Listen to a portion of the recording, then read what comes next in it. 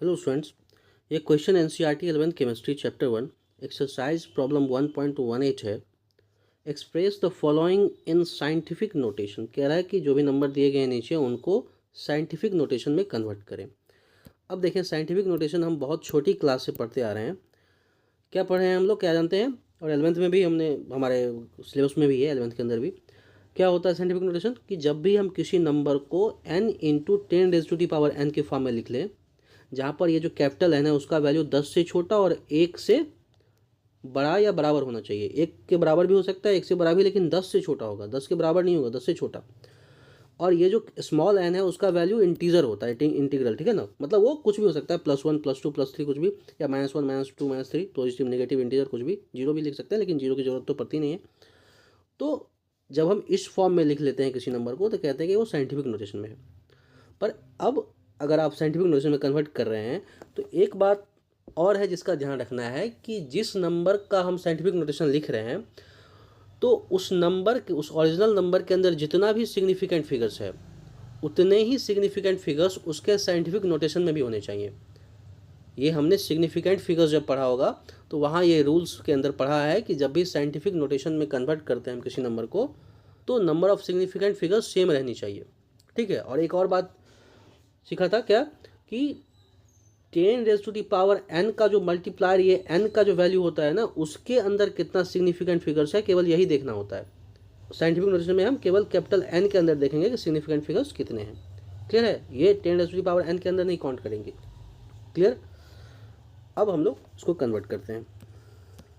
इसमें सबसे पहला क्वेश्चन जो है वो है 0.048। तो इसका क्या हो जाएगा, 4.8 इंटू 10⁻। अब देखें, हमने 3 अंक आगे ले गया है डेसिमल, तो 10⁻³ से मल्टीप्लाई कर दें। जब भी डेसिमल को आगे ले जाएं तो पावर माइनस में होगा, जितना अंक आगे ले जा रहे हैं उतना ही पावर होगा, लेकिन वो माइनस में होगा। और जब पीछे ले जाएंगे तो पावर प्लस में होगा, ठीक है। अब इस अगला जो क्वेश्चन है 234 3 टू 0 है, तो इसमें क्या हो जाएगा, इसका 2.34 इंटू 10⁵। ये चीज़ें हम बहुत छोटी क्लास से सीखते आए हैं तो ये बहुत आसान लग सकता है आपको, लेकिन ध्यान यहाँ ये रखना होता है आपको। अभी तो दिक्कत नहीं होगी इन सब क्वेश्चन में, क्योंकि इसमें ऑटोमेटिकली सिग्निफिकेंट फिगर सेम हो जा रहा है। यहाँ भी 2 सिग्निफिकेंट फिगर्स हैं, यहाँ भी 2, यहाँ 3 है, यहाँ भी 3, ठीक है। पर कहीं कहीं आपको अगर सिग्निफिकेंट फिगर सेम नहीं होगा तो फिर आपको उसके रूल्स आने चाहिए और उससे आपको करने पड़ेंगे, ठीक है। और अगर आपको सिग्निफिकेंट फिगर्स नहीं निकालना आ रहा है तो आप एक बार उसको देख लें, क्योंकि यहाँ तो हम नहीं सिखा पाएंगे कि सिग्निफिकेंट फिगर्स कैसे निकालते हैं। 8.008, इसमें यहाँ पर 4 सिग्निफिकेंट फिगर्स है, तो इसको कन्वर्ट कैसे करेंगे? 8.008 इंटू क्या हो जाएगा, ये 10⁻, क्योंकि डेसिमल पीछे ले जाएँ तो ले गए हैं तो प्लस में हो जाएगा 10⁻3। अगला जो क्वेश्चन है इसमें 4 सिग्निफिकेंट फिगर्स है। देखो यहाँ जो ये 3 जीरो था ये सिग्निफिकेंट नहीं है, क्योंकि डेसिमल नहीं है, ये रूल्स होता है सिग्निफिकेंट फिगर्स का। और यहाँ जो ये जीरो है ना, 3 के 3, ये तीनों सिग्निफिकेंट है, क्योंकि डेसिमल आ गया नंबर में। डेसिमल में आने से बाद वाले जो जीरो होते हैं वो भी सिग्निफिकेंट्स हो जाते हैं।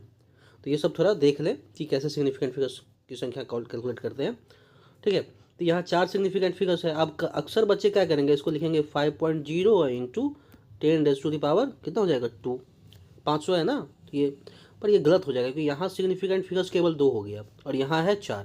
तो आप इसको ऐसे नहीं लिख सकते, आपको यहाँ क्या करना होगा, 2 जीरो और लगाने पड़ेंगे, क्योंकि यहाँ पर आपको 4 सिग्निफिकेंट फिगर्स चाहिए। 5.000, ठीक है ना, 3 जीरो इंटू 10⁻²। अब देखो यहाँ भी 4 सिग्निफिकेंट फिगर।